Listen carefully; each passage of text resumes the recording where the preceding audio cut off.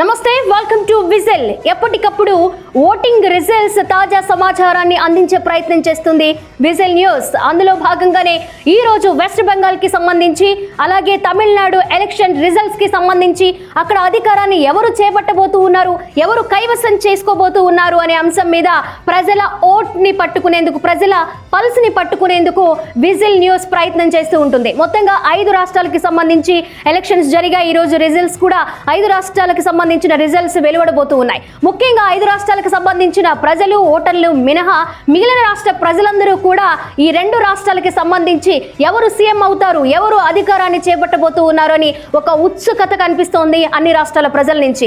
అది ఒకటి వెస్ట్ బెంగాల్ అయితే, ఇంకొకటి తమిళనాట కనిపిస్తోంది. వెస్ట్ బెంగాల్ చూడొచ్చు, మమతా బెనర్జీ దాదాపు 3 సార్లు సీఎం పదవిని అధిరోహించారు.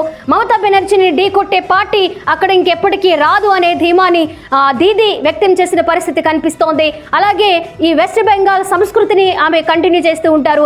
అక్కడి ఓటర్ని ఆకర్షిస్తూ ప్రతిసారి ఏదో ఒక కార్యక్రమంతో ప్రజల వద్దకు వెళుతూ ప్రజలకి మేలు కలిగే విధంగా నేను ముందుకు వెళుతున్నాననే ధీమా వ్యక్తం చేస్తూ ఉంటారు మమతా బెనర్జీ. మరి ఇక్కడ దీదీని ఢీకొట్టి బీజేపీ అధికార పీఠం కైవసం చేసుకోబోతోంది. దాదాపు విజయం ఖరారైపోయింది. అఫీషియల్ గా మరికొన్ని నిమిషాల్లోనే తేలబోతోంది. ఇక తమిళనాట చూసుకుంటే త్రిముఖ పోరు నడిచింది. డిఎంకే అధికార పార్టీ కావచ్చు, అన్నా డిఎంకే, అలాగే టీవీకే పార్టీ, విజయ్ సారథ్యంలోని టీవీకే పార్టీ దాదాపు 100 సీట్లు దాటి ముందంజలో ఉంది. అక్కడ తమిళనాడులో విజయం సాధించాలి, సీఎం పీఠం అధిరోహించాలి అంటే 110 సీట్లు వస్తే సరిపోతుంది. దానిలో ముందంజలో ఉన్నారు విజిల్ పార్టీ. మరి పార్టీని స్థాపించి 2.5 సంవత్సరాలే అయ్యింది.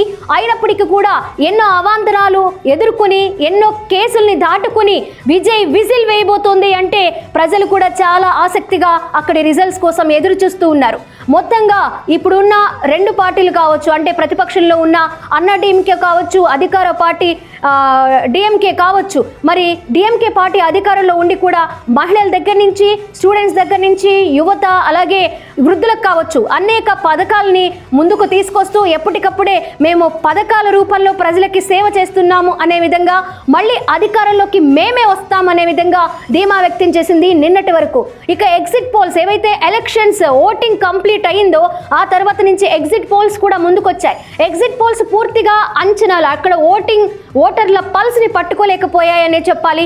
నిన్నటి వరకు కూడా దాదాపు ఎగ్జిట్ పోల్స్ అన్ని కూడా మళ్ళీ డిఎంకేనే అధికారంలోకి వస్తుంది అనే వార్తని మనకి సమాచారం అందింది.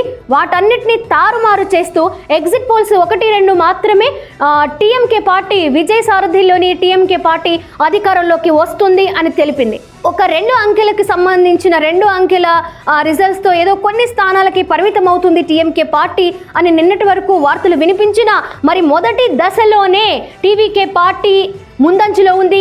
విజయ్ అధికారంలోకి రాబోతూ ఉన్నారు అనే వార్త తమిళనాడు అంతా వ్యాపించడంతో అక్కడి టీవీకే పార్టీ పోటీ చేసిన అభ్యర్థులు కావచ్చు, అలాగే టీవీకే పార్టీ కార్యకర్తలు కావచ్చు, విజయ్ అభిమానులు కావచ్చు, మొత్తంగా సంబరాలు చేసుకునేందుకు ఏర్పాట్లు అయితే ముందంజుగానే ప్రిపేర్ చేసుకున్న పరిస్థితి.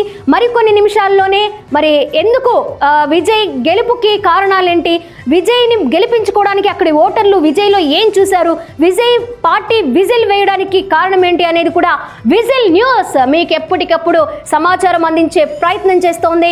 అలాగే పూర్తిగా బ్రీఫింగ్ లోకి వెళ్ళి అసలు ₹1 కూడా ఖర్చు పెట్టకుండా, అంటే పంచకుండా, యువతని కావచ్చు, అక్కడి ఓటర్ని కావచ్చు మభ్య పెట్టే ప్రయత్నం విజయ్ చేయకుండా ఎలా అధికారంలోకి రాబోతూ ఉన్నారు అనే విషయాన్ని కూడా విజిల్ న్యూస్ మీకు ప్రత్యేక కథనం ద్వారా మీ ముందుకు తీసుకొస్తుంది. Stay tune to whistle.